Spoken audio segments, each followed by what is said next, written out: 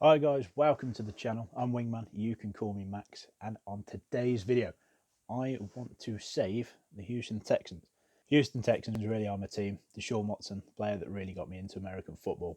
So I wanted to do a video to see the state of the franchise in Texas and also what I would do to actually solve the problems that they have. Now, we're going to go top to bottom. First thing we need is a GM. Nick Cassero from the New England Patriots. It looks like he's going there anyway.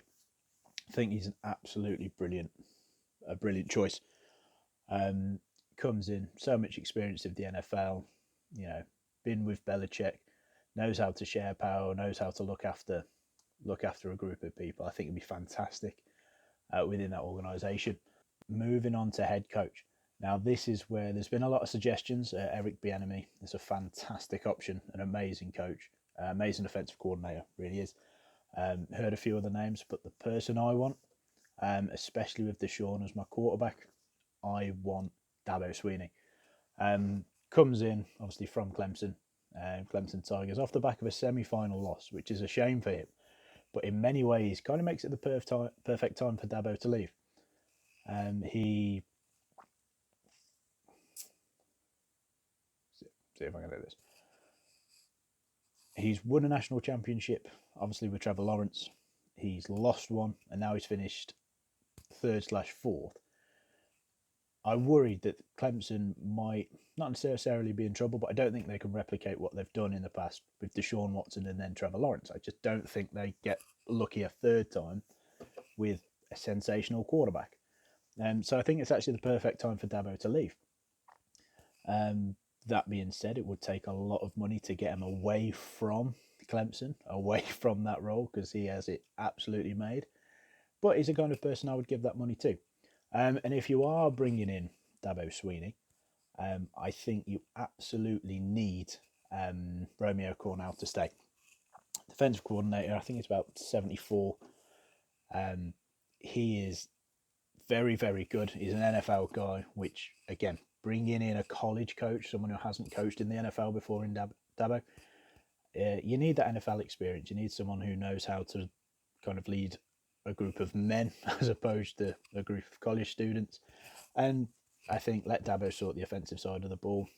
You can do that if you've got someone who you can trust defensively. I'd also consider the former Lions head coach, Matt Patricia, but that's only if Cornell wants to retire, which is more than justified in doing. But hopefully he sticks around. Moving on to quarterback, obviously quarterback's easy. We've got Deshaun Watson. Don't need to worry there. He's on a massive contract. He's extraordinary. JJ Watt. Now I'm a bit torn on what to actually do with JJ Watt. On the one hand, it seems silly to even consider trading him. He's been the cornerstone of that franchise since he was drafted a few years ago. He's been Defensive Player of the Year. He's exceptional. He really is. That being said, he's got no more guaranteed money. I know he wants that to change. It's a question of whether you pay him, which if they do, brilliant. Or if you can trade him away, you could probably still get a second round pick for JJ Watt. You can either bring in an edge rusher cheaper or someone in free agency. Someone like Ryan Kerrigan, I think, would do 90% of what JJ Watt has done, but you can get him a lot cheaper. And if you get the draft capital, it's probably a good thing to do. So either way, to be honest, if I'm a Texans fan, which I kind of am, I'm happy. Other key pieces. Now, I think we should get a bit interesting with the trades. The linebacking core is very good with Merciless and Cunningham. Cunningham just got the most tackles this season. A very good linebacking core. I don't think the wide receiver attempt by Bill O'Brien has worked out. Obviously, getting rid of Hopkins, everyone knows how bad that trade was, which is a shame because D-Hop and Deshaun Watson were just incredibly good together. And it hasn't worked, but I think keep Cooks around. But I think you could get a second round pick for Kenny Stills. You obviously Fuller's leaving as well. If you can get even a second or a third, if you can get a third round pick for Kenny Stills, you can replace him at wide receiver. in the draft. You really can. There's a few good wide receivers coming through. The class last year was brilliant, so it's a shame we didn't get a first for DeAndre Hopkins. But that's in the past now. We have to move forward. That all means going forward, we actually have a good young core. I'd like another offensive, even an offensive lineman. I think Laramie Tunsil, brilliant left tackle. Expensive again, but worth it to protect Deshaun Watson. Titus Howard, first round draft pick from a couple of years ago. He's not quite developing as you'd hoped, but he's a very good player.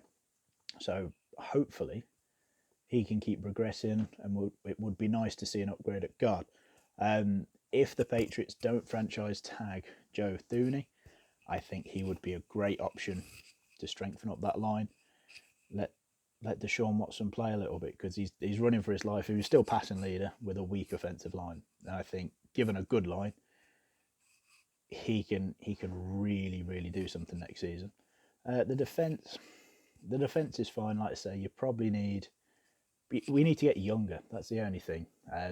Texans had the lowest snaps played by rookies this season. It's just not good enough. They need to be younger and cheaper, and we don't have the draft picks right now for it.